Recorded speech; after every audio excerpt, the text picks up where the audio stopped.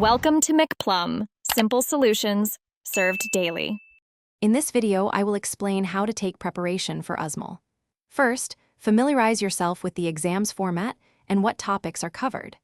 This initial step is crucial for setting a clear direction. Next, honestly evaluate your current understanding of medical concepts to pinpoint areas needing more attention.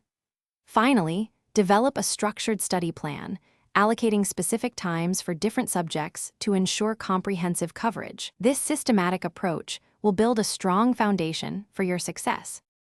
Selecting the right resources is paramount for effective USMLE preparation.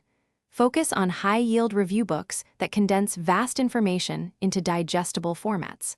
Supplement these with extensive question banks to practice applying your knowledge under timed conditions. Many students also find online video lectures incredibly helpful for grasping challenging concepts.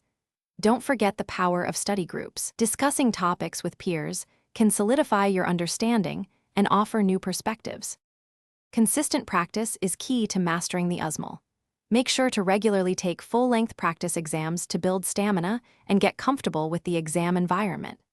After each practice session, dedicate significant time to reviewing every question, understanding why answers were correct or incorrect.